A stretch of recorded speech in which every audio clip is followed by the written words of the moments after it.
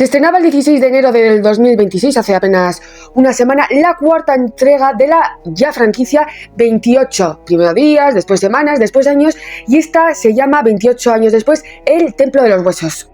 Se ha convertido en uno de los mayores fracasos del año. Fijaos, leemos de Vandal y es oficial, 28 años después, El Templo de los Huesos se hunde un 71% en taquilla y no cubre los 63 millones que costó. Estamos viendo las medias. En Film Affinity tiene un 6,7, en IMDb un 7,7, en Sensacine le dan un 3,4 y en Prime Video un 7,7. Ha gustado incluso más que la anterior. Alguien me tiene que explicar quiénes han sido las mentes maravillosas que han estrenado esta cuarta entrega solo después de 8 meses de estrenarse la tercera. Porque, ya lo estáis viendo en pantalla, la primera se estrenó en 2002, la segunda, 28 semanas después, solo, entre comillas, 5 años después, que no la dirigió Danny Boyle, y después para la tercera tuvimos que esperar 18 años. Se estrenó, no gustó nada, pero tuvo un éxito moderado. Y de esta tercera a la cuarta no han esperado ni siquiera un año, solo 7 u 8 meses. Y no solo eso, sino que te la estrenan el empiece de la tercera semana de enero, que es muy difícil que una película tenga éxito porque la gente está centrada en ver películas que están nominadas ya a los Oscar.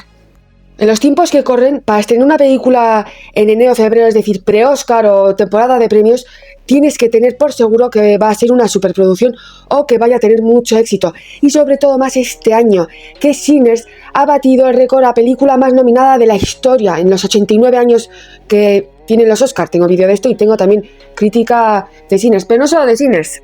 Tengo crítica del anterior, 28 años después, que personalmente a mí me gustó bastante. Y eso que cierto tema es muy duro personalmente, me tuve que literalmente tragar las lágrimas, pero me gustó por los debates ético-morales, espirituales, religiosos, que la película de Danny Boyle mostraba. Las expectativas con esta cuarta eran mixtas. Por cierto, no hubo casi promoción, o al menos a mí no me venía nada, no me llega ni trailers, ni entrevistas, ni spoilers, porque si os acordáis, en la tercera, desde un año antes, ya en el 2024, se rumoreaba que una fotografía de un zombie de la tercera era el zombie del personaje de Cillian Murphy en castellano, y se especuló mucho, las expectativas crecieron, pero con esta cuarta nada de nada. Mis expectativas eran mixtas porque, por un lado, supe que no iba a salir Aaron Taylor Johnson, gracias. Pero por otro, sabía que el protagonista iba a ser Ralph Fiennes, que sale en cierta lista. Ya sabéis, la que se está liando, no voy a decir nada más. Pero por otra parte, yo creo que casi todo el mundo que es fan de esta franquicia, queríamos saber qué eran en realidad los Jimmys, como el tipo de zombie Sansón, macho alfa, creo que le llamaban en la tercera, por qué se había convertido en un alfa con esa era aún más fuerte que los zombies que llevábamos viendo a lo largo de las 3 anteriores películas. ¿Qué había pasado ahí? Esta cuarta la dirige Nia Da Costa, es nacida en el 86, ya tiene a sus espaldas varias películas dirigidas, es la guionista de varias películas y se nota muchísimo porque a mi parecer el guión es muy irregular. Ella misma, la directora, ha admitido que quería darle su toque personal. Obviamente es lícito, es libre, pero se nota muchísimo porque, por ejemplo, la escena, no voy a dar muchos detalles ni voy a decir verbos por si acaso, porque YouTube está que te censura todo, te echa por un vídeo, te puede echar el vídeo abajo, incluso el canal. Esa escena donde los Jimmys le hacen eso a esa familia. ¿Era necesario hacer una escena explícita dura lo que es de lo explícito unos segundos, pero alrededor de esa escena dura unos 10 minutos. Todos esos minutos se podrían haber invertido en explicar cómo, por ejemplo, los Jimmys pasa de ser un niño a ser el líder de prácticamente una secta de psicópatas, satanistas. Otro punto, no solo he tenido que aguantar a Ralph Fiennes, sino que encima le tenemos que ver sus genitales y otra vez a Sansón. Y esto nos lo justifica también la directora. Si os dais cuenta, nos meten el Sansón en la tercera, nos lo metieron ahí en primer planazo, en esta también, y luego una vez que el doctor cura su supuesta psicosis derivada del virus, ya no les vemos la parte genital porque digamos que Sansón ha recuperado sus funciones cognitivas, no del todo intactas, pero al menos las ha recuperado. De hecho, se acuerda de cómo empezó todo cuando él era solo un crío. Pero me vuelvo a preguntar, ¿era necesario verle los genitales otra vez a Sansón y encima a Ralph Fiennes? ¿Era necesario eso? No, ya os digo yo, no. Como mencionaba antes, el guión es muy irregular. En este primer acto nos muestran al Dr. Calvert, si no me equivoco, crear una especie de vínculo con Sansón. Muy a lo Frankenstein. Fijaos que Frankenstein está nominada, le nominaron a Jacob Elordi, a Guillermo del Toro por director, guionista. También tenéis, por cierto, crítica de la Frankenstein de Guillermo del Toro.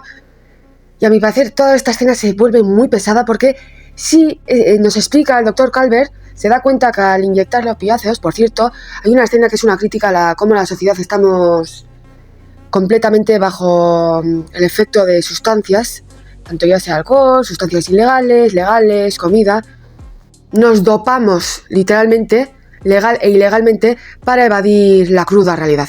No estaremos al nivel de esta franquicia, pero tal y lo que ha salido hace 2-3 días, dadle igual un año, año y medio, 2 años.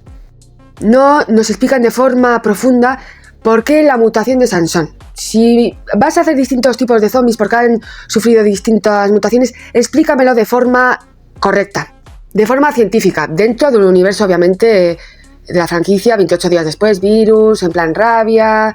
Sabemos que los virus, una vez habitando un cuerpo, pueden mutar, si no se tratan, bla bla. Pues eso explícamelo un poquito, cúrratelo un poquito. Pues nada. Lo importante era hacer una crítica a la sociedad, una sociedad que está completamente bajo el efecto de distintos tipos de sustancias. Pero a mi parecer hay un mensaje peligrosísimo. Se da cuenta, por efecto ensayo y error, se da cuenta el Dr. Calvert que Sansón puede, después de rogarle, o al menos intentar una terapia mediante opiáceos con Sansón, que una vez que lo iba a quitar del medio, él puede decir Luna. Es decir, los efectos del virus que estaban teniendo a nivel neurológico estaban poco a poco dejando paso al verdadero Sansón, a la funcionalidad cognitiva. Como he dicho antes, probablemente el cerebro ya está destruido por el virus, pero recobra algo de esa función cognitiva y puede hablar, porque si os dais cuenta, el anterior no podía hablar, ¡ah!, solo gritos. Y es aquí cuando el Dr. Calvert diagnostica a Sansón una psicosis producida por el virus. Le trata con las sustancias, no voy a repetirlo muchas veces, y vemos que Sansón poco a poco va recobrando su verdadero ser. Esto es un mensaje muy muy peligroso, porque parece ser que una vez que una persona que ha hecho auténticas atrocidades, una vez bajo los efectos de una terapia farmacológica, pues puede ser redimida, porque recobra sus capacidades cognitivas previas a la infección viral. Aquí esto es muy peligroso. Recordemos que sí, Sansón mata a todo el que se ponía por delante, a niños, a mujeres embarazadas, a cualquiera, pero es que pobrecito, es que era una víctima de las consecuencias del virus que le había ya reventado el sistema neurológico. Este debate es muy peligroso y ya sabemos por dónde van los de arriba. Le hizo eso a esos niños, pero es que está enfermito el pobre. Esto se le pasa con tratamiento farmacológico y con terapia. ¿Veis por dónde van los tiros? Toda la trama de los Jimmys es una excusa para enseñar, intentar explicar al espectador, a la espectadora, cómo o qué pasa cuando hay una crisis de valores, una crisis espiritual, o como diría Tyler Durden, guiño guiño, en el Club de la Lucha, una guerra espiritual. Cuando hay este tipo de situación, lo que más va a surgir son las sectas. Crisis de valores, más guerra espiritual, lavado de cerebro, esto lo sufrimos lamentablemente desde que somos pequeños, más no tener o no haber sido inculcado o no haber sido enseñado a tener un pensamiento crítico o no tener una personalidad inquisidora, cuestionar todo, da lugar a que gente caiga en manos o cree sectas.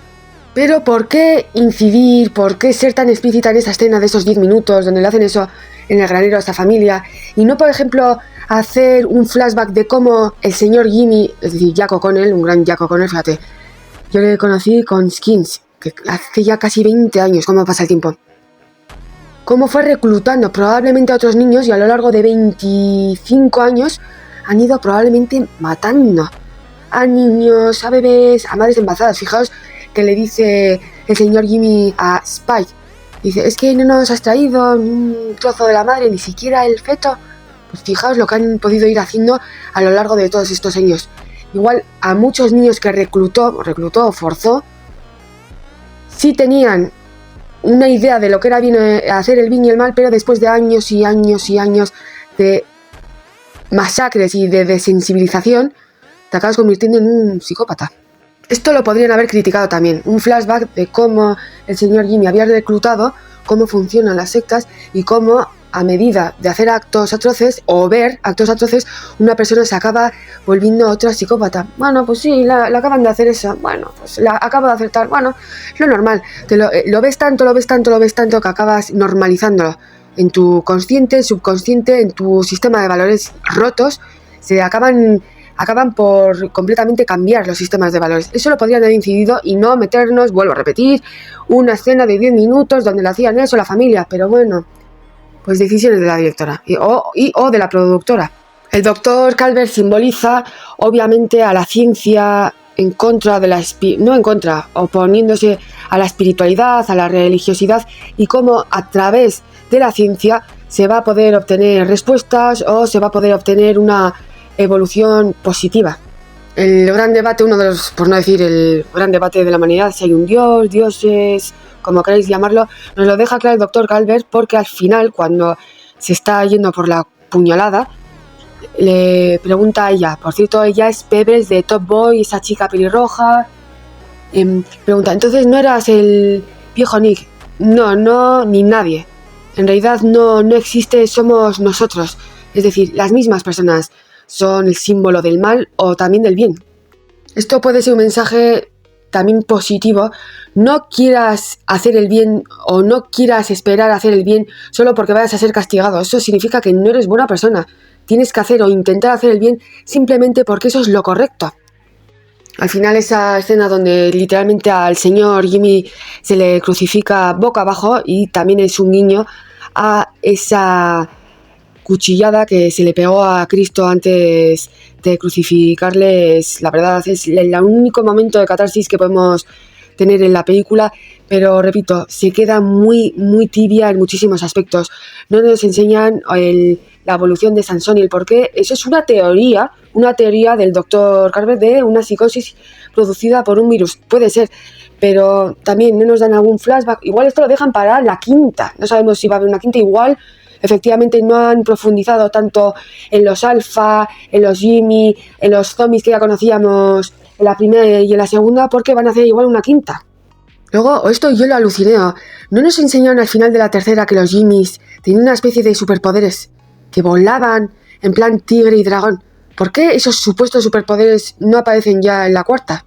Son simplemente una secta satánica de psicópatas que van matando a todos los que no se les unan o no. Eso decidía el líder. La tercera, mucha gente le criticó por la falta de zombies, la falta de todo ese mundo apocalíptico.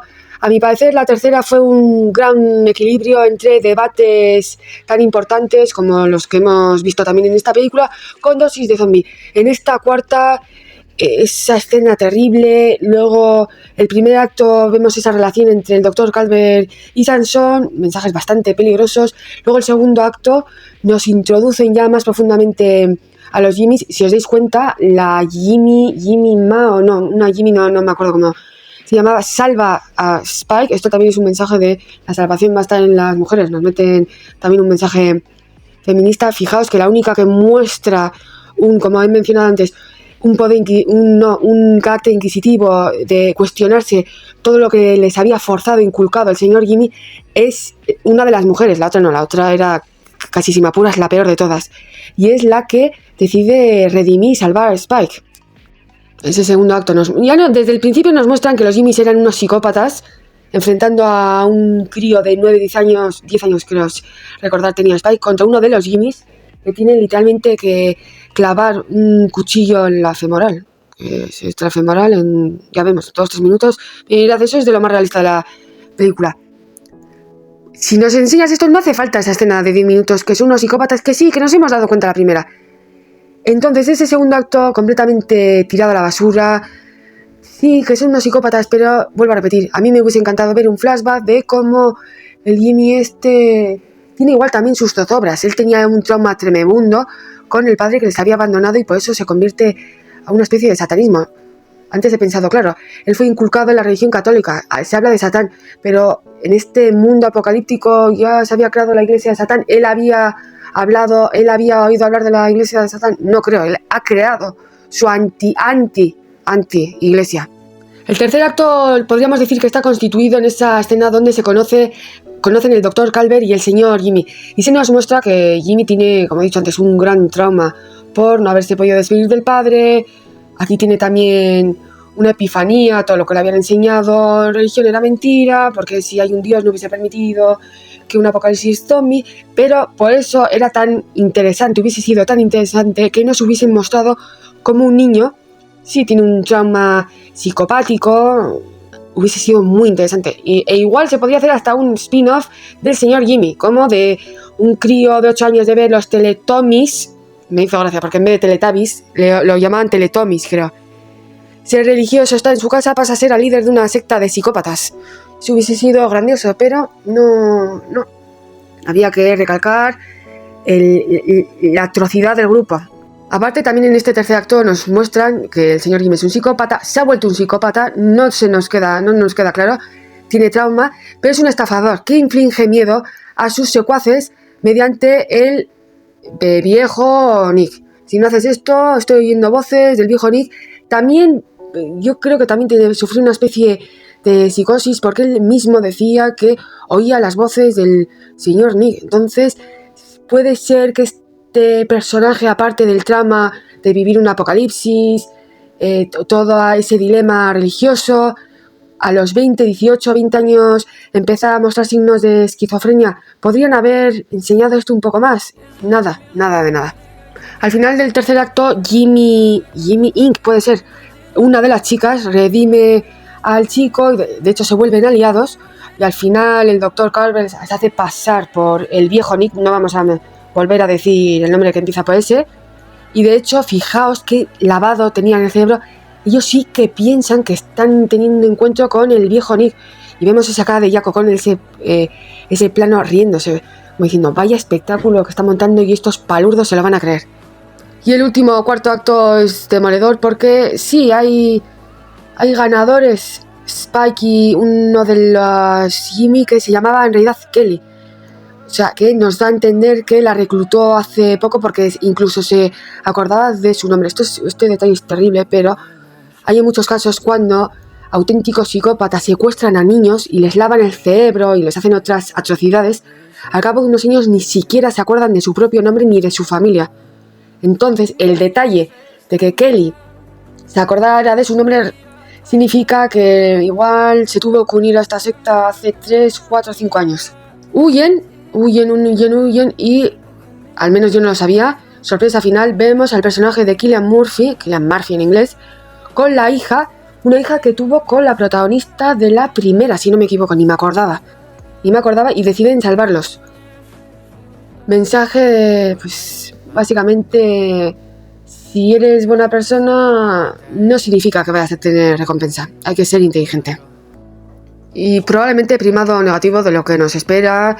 El ser humano está completamente deshumanizado, cada vez más y más redes sociales, era tecnológica, ahora nos van a implantar transhumanismo con la inteligencia artificial que está destrozando el planeta, quieren normalizar cosas, niños, estas cosas, sí.